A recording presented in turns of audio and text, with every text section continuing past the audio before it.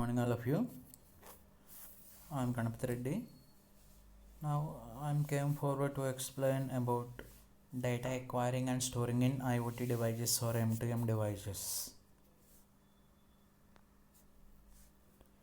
Before, how this data acquiring and storing occurs in IoT or M2M and what are the steps involved is comes as agenda this.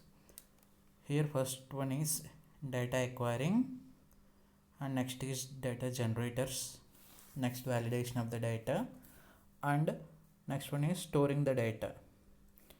Here before acquiring the data from the devices, first we need to identify what are the different sources of data, means how the data is generated.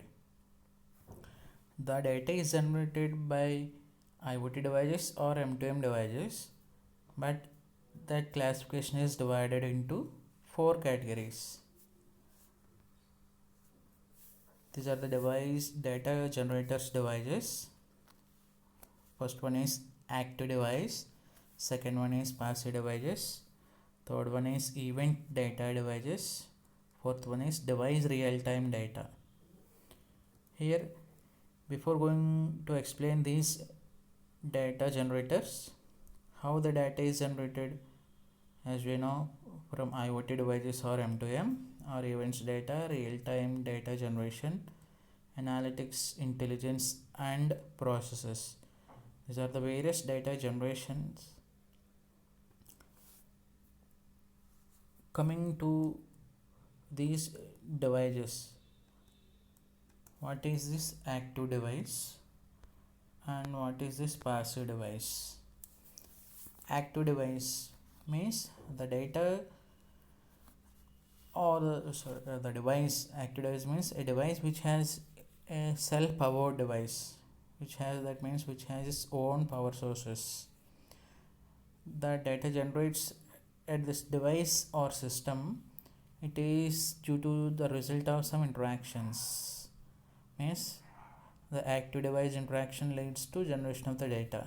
Examples such as RFID devices and data from the street light sensors, wireless sensor nodes, etc. And mainly these active devices, they are associated with the microcontrollers, memories and transceivers. These are the active device data. And coming to passive device data, here simply a passive device means quite opposite to active device. Here they don't have any self power, means they do not have own power source, that is the passive device. And here due to these passive devices, here compulsory an active source or an external source should be there in order to generate the data from these passive devices. Simply an external source makes that device to send the data. That means we need the help of an external source.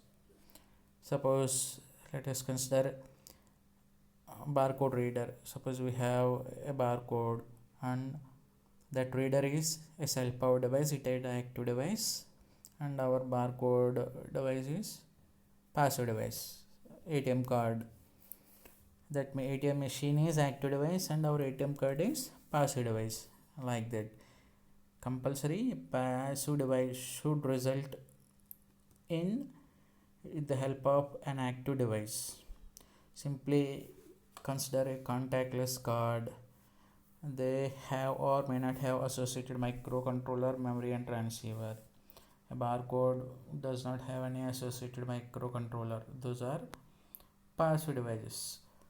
And third type of device is event data from the device, means simply the data is generated as a result of an event.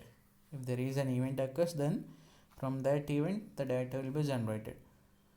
For example, here main best example here is security cameras.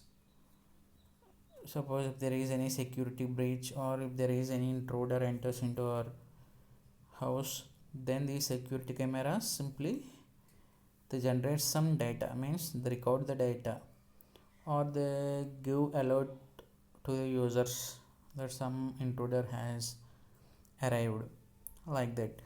Detection of traffic and various light conditions and signals, traffic signals.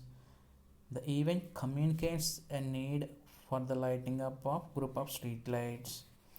And here, if a waste container that is having a circuit that generates the data, if it is completely full or like that, that is event data from the device.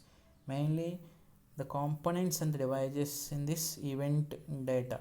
Suppose let us consider an automobile generates the data based on the performance and functioning and communicate the data to the internet. And when automobile reaches to near a Wi-Fi access point, like that, it is the event data that is generated from an event.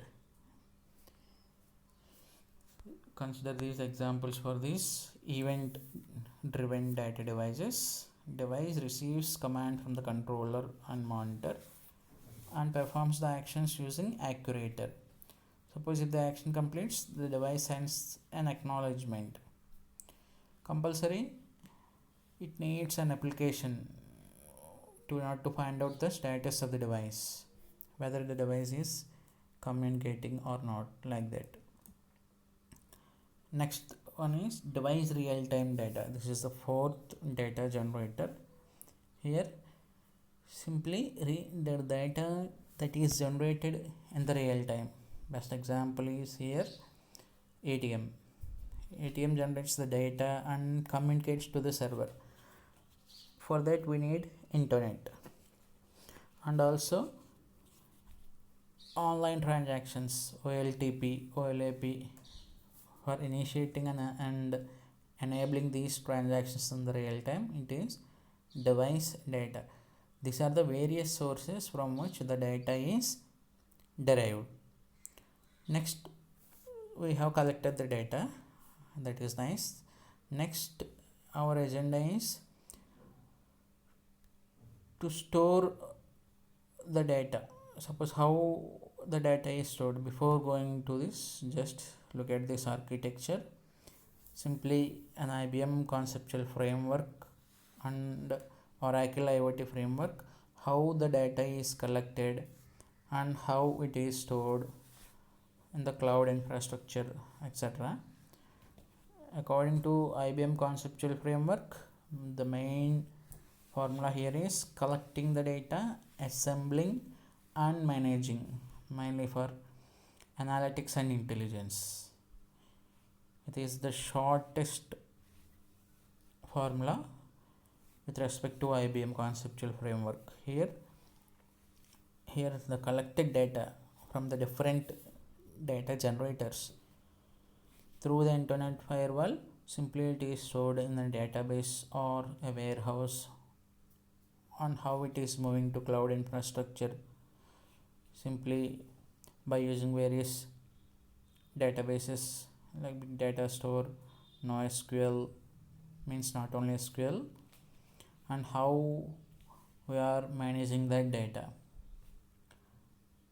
The left side figure is about IBM conceptual framework, and the right side one is Oracle's acquire, manage, acquire, organize and analyze. This is the formula for this Oracle's. Here we use simply RDBMS for data storage. Big data storage is also there, but in IBM conceptual framework we use NoSQL. And the remaining cloud infrastructure, data center management, service center management, server management, these are all both have same functions in both IBM conceptual framework and Oracle framework. Here in this data acquisition means acquiring from IoT or M2M devices. Simply how this data is acquired from these devices means how the communication is happening. with this that may be possible with application or without application.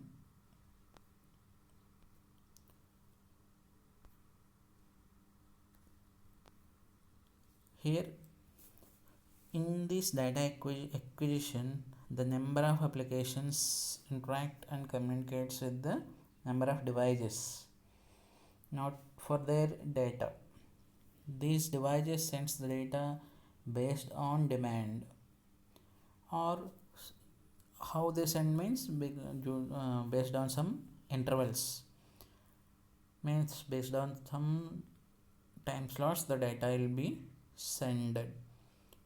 Here through the data is sent to other devices using a network, a transport and security layers we already studied.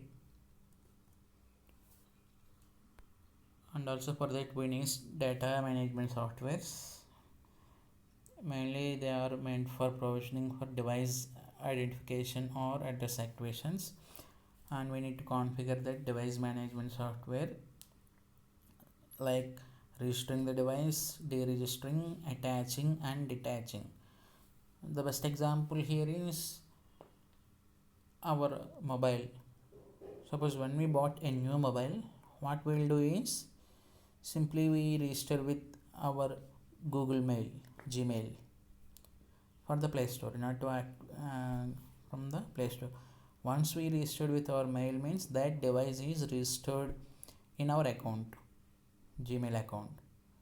Compulsory we need to deregister that account, that device. That means this is the configuration. And we have the data, and how we validate the data. Why we need to validate the data? Because the data collected from these different sources, we know it contains some redundant data or some unstructured data, or else that data may not be useful for us. First, whether it is a valid data or not, we need to check. For that we need a data validation software now to check the validation of the data.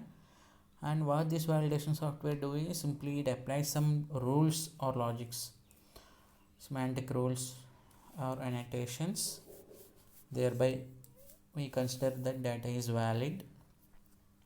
Here many of these applications mainly they need data, that means they need valid data, then only the remaining tasks will be performed: analysis, predictions, diagnosis, decision making, etc. That is the main aim of the data validation software, whether to check our data is valid or not. And where we store this data? Compulsory we need to store the data in the database or relational data, or we can store in flat files, spreadsheets, mail servers, web servers, or it may be a cloud, or it may be a warehouse, anything. Simply here data store is a data repository of set of objects that integrate into the store. Simply if you consider a single data store, it may consist of multiple schemas, or simply it consists of one schema. Relational data is the best example. Here the acquired data compulsory it is stored in a database maintained in the servers. And here there are three categories in the data storage. First one is online or real-time data or streaming data. That data needs processing, and only the results of processing analysis need storage. That means the data from the data we got from the online or any real-time events generated, or Twitter streams or Facebook streams, that data compulsory we need processing for the data. And the second one is data called once and only the result of processing at later time of the analysis store. Means the data should be called once. Third one is the data needs repeated calls here for auditing and referencing in future. These are the three data storage.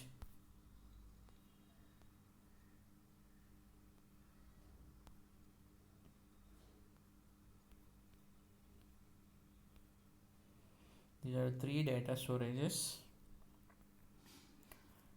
And coming to the features of the data store. Here mainly a data store compulsory should have a specific data schema, and the objects in the data store model, they can be designed using classes, and that data store may be distributed over multiple nodes. Example Apache Cassandra, it is better example for distributed data store. Here already we know about this data store and how the data stored is at server for short reaction times, mainly for optimized performance and high security. And next is about the data center.